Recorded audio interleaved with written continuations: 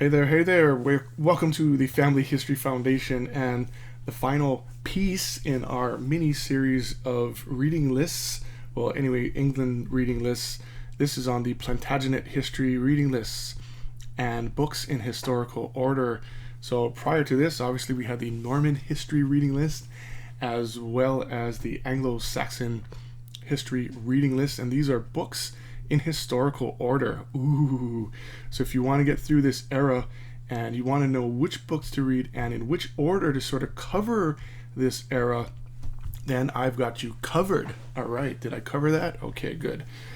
So we are kind of tackling a huge chunk. With the Normans and Anglo-Saxons, there are obviously tons and tons of material and books out there, but the Plantagenet Dynasty was humongous, and it lasted over 331 years. So there's a lot to sort of cover and a lot of monarchs to cover. So I've synthesized all of this for you, and so check it out here.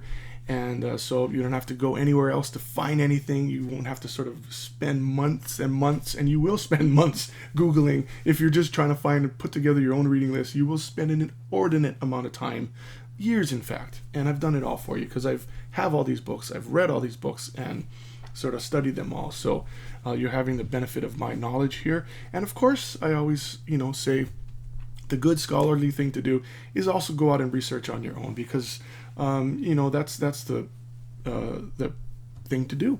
So let's jump into it right now.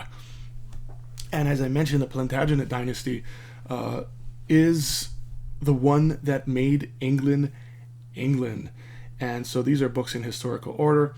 And so also my favorite dynasty. I have to love the Plantagenets. They are just my hands down favorites. So you may have your own favorite dynasty, and there's no skirting about the fact that the Plantagenets were one of the most influential in English history, as they contributed so much to our way of thinking. They made advances in culture, technology, finance, dress, language, and even heraldry and arms. And I've covered this in another post looking at coats of arms and things like that. So all of which have been passed down to us today. We're even speaking English now, if you didn't know, because of Edward the First. And of all my favorite English kings, I have two. Edward the First and Henry the Second are my favorites. Edward the First really had a monumental effect on who we are, despite Braveheart's kind of sidelining of him. So what actually follows are three, not just one, but three suggested Plantagenet reading lists. And so that's how dynamic and full the amount of research and books that are out there on this subject. I've kind of had to reorder them in three different lists, but I've done that for the benefit of the reader and the viewer, so that you can kind of choose which one you want and go from there, because a lot of the material overlaps, but they're presented in a different order. So first is my recommended reading, which is in historical order. So from the beginning of the dynasty all the way to the end. If you want to run through the dynasty in terms of reading, then this will get you there, and it'll be super fascinating, and you will not regret going through the list and reading those books. If you buy them, if you have them, you're not going to want to get rid of them because they're that good, okay? And so some books focus on a single monarch, others over a period, which several are coalesced and covered. The second list is a customizable Plantagenet reading list. And so this is kind of neat. It has options covering each individual king and or queen, focusing on their singular contribution to the dynasty. And it's customizable. So we'll go over that as well. I'll show you guys. And basically, as I'm saying, the second list contains multiple books to choose from each Plantagenet. So how convenient is that? That's pretty cool. And the third is a list of what I call spanning biographies, kind of more like coffee table books or introduction books to sort of the whole era that you can kind of get. And it's a sort of maybe an easier intro to the era than sort of reading something from the English monarch series, written by something that's maybe something a little more dense and not what you're looking for in terms of narrative and pictures and sort of graphics and things like that. So these are actually really cool, and shouldn't be swept aside. And so I've kind of included them as well. Don't be a spanner. These books are just as good to read as any full-fledged biography. So all in all, the Plantagenet Dynasty included 14 kings from Henry II to Richard III. That's from 1154 until 1485. That's 331 years. Aside from a single King John, which is kind of interesting to me, the dynasty was dominated by Henrys, Edwards, and Richards. So there were 5 Henrys, 5 Edwards, and 3 Richards. Kind of cool, whatever that means and amounts to. It was the name of the day, I suppose. So we're going to go through the history reading list in historical order, the one with options, customizable, and the spanning biographies, and then a list of ruling monarchs for reference. So we're not going to really cover that. Well, let's just see how far we get in this. So your reading list in historical order are the following 7 books, and we'll take you through these. Henry II, Plantagenets by Dan Jones, A Great and Terrible King by Mark Morris, The 3 Edwards by Michael Prestwich, Richard III by Catherine Warner, Henry IV by Chris Given Wilson, and then The Wars of the Roses by Dan Jones, which is a really fabulous read, actually. So number 1 is from the English Monarch series by W.L. Warren, and this is a great introduction to Henry II, who is, again, of my favorite kings of England, one of my favorites. Henry II, and they're, of course, Edward I. But Henry II was such an amazing transitional monarch, and what he stood for and what he accomplished, and just sort of the magnanimity of his reign and his genealogy and the children he gave birth to, who are legends in their own right in their own periods of time. So it was just phenomenal. So anyway, the foundation of the Plantagenets lies with King Henry of England, or Geoffrey Plantagenet, as I kind of make the case. As a son of Geoffrey Plantagenet of Anjou and Empress Matilda, granddaughter of William the Conqueror, he was the chosen one. Yes, he was. And so it's very detailed, and the best place to start on any Plantagenet history reading list. Even getting into number 2, Plantagenets by Dan Jones, he covers this whole period from beginning to end very, very well. But if you want the in-depth stats, you want everything that's in one place on this monarch, this is the absolute undisputed king of Henry II and the Plantagenets. Number 2 by Dan Jones, who is one of my favorite authors. He's just, I don't have enough superlatives to sort of describe just how great Dan Jones' books are to me. And I put this second only because of the way he treats the hyper-complex era between Richard I, King John, and Henry II. And there is a lot of stuff going on with the children of Henry II. And there's a lot of minutia that comes with this period that can be best left for follow-up reads. And so if you're getting into a historical reading list, books in historical order, this is very, very compelling, because you don't get trapped in a lot of that, and you can kind of move on and then use other books to sort of micro-read into subjects of Lionheart or King John and whatever not. So, but this takes you right through that era perfectly. Does an excellent job in synthesizing the importance of these particular monarchs. And so number 3, to my second favorite English monarch, Edward I, A Great and Terrible King, Edward I and the Forging of Britain by Mark Morris. This is just, to me, one of the best books I've ever read. I would say Mark Morris, again, is like up there as far as English scholars, and he's just an incredible writer as well. Edward I's reign, of course, a hallmark in English history in so many ways. And it's, you can tell somebody's good, a monarch, because either people love him or hate him. You know what I'm saying?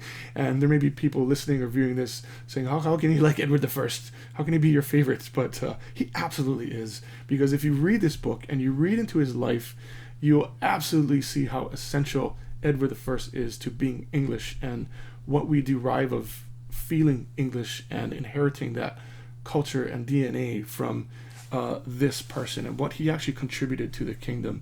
So there's no going around that.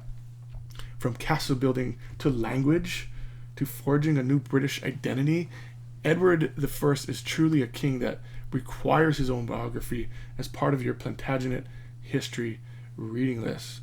Whew, man, I'm getting like super excited, and I want to go back and read this book actually. Next on the list is number 4, The Three Edwards, War and State in England, from 1272 to 1377. Michael Presswich, who is another, I mean, the authors that I'm recommending here are just top shelf. There are no better authors than these. And there's a bit of overlap, Edward the First, but then you get a bit of larger context because you get the 3 Edwards. And again, you know, Edwards and the next 3 monarchs on the Plantagenet Dynasty, Edward the First, Edward the Second, and Edward the Third, who are sort of historically sequenced. And he's really, really thorough in his treatment of this sweeping period of the Edwards. So fascinating, great read. Next, Richard II, A True King's Fall. Ooh, I like that. Very catchy title, yeah.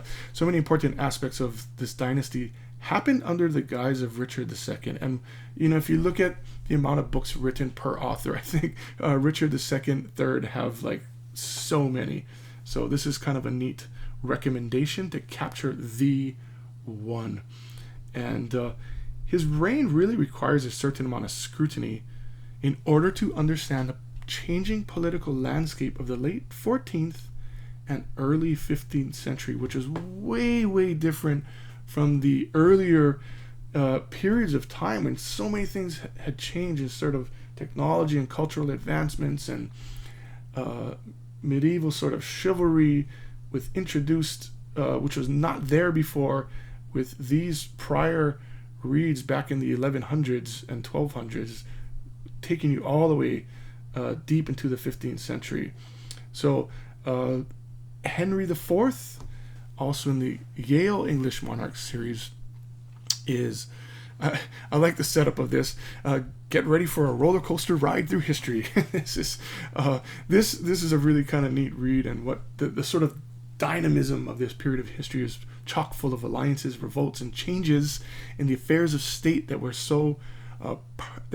to permanently affect the future of English political landscape, kind of bringing it to the end of the Plantagenets. Ooh, man, it really gets juicy about this time. It's 608 pages, but as I say, damn, it's worth it because it's a great, fantastic read. And sort of rounding out this list here is another Dan Jones book, which I thoroughly enjoyed, and of course the kind of culminating transition between the Plantagenets and the Tudors. Boo.